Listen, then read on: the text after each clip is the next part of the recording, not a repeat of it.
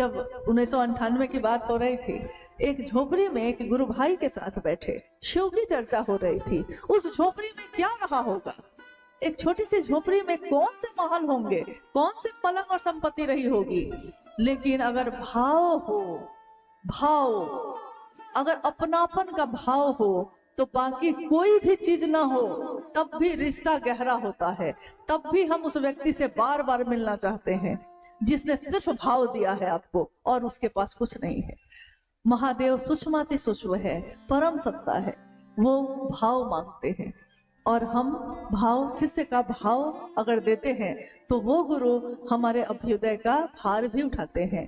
क्योंकि हम लोग कोई विद्वान नहीं है, हम सब महादेव के शिष्य हैं और उस रास्ते पे, जिस रास्ते पे चलने का संदेश साहब और दीदी ने दिया है, हम सब उस रास्ते पे चल रहे हैं। आप गुरु भाई हैं, गुरु बहन हैं, मैं भी एक गुरु बहन हूँ।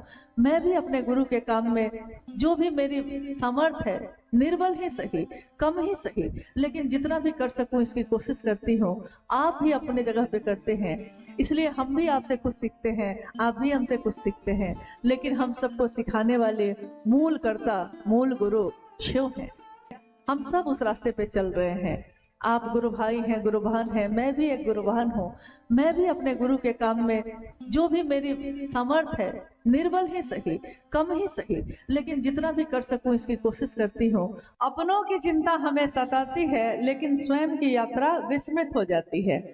हम में से सबके जीवन में ऐसा होता है। ये पंक्ति है साहब हरिनानंद जी ने सन 1990 में एक छोटी सी किताब लिखी, शिष्यानुभूति, शिष्य की अनुभूति। शिष्य ने जो समझा है महादेव को, अपने गुरु को, उसको उन्होंने उस छोटी सी पुस्तक में लिखा और उसका नाम ही है शिष्यानुभूति। आज तक में सारी किताबों पे मूल्य लिखा होता है, 100 रुपया, 200 रुपया, 500 रुपया, 1000 रुपया मूल्य लिखा होता है।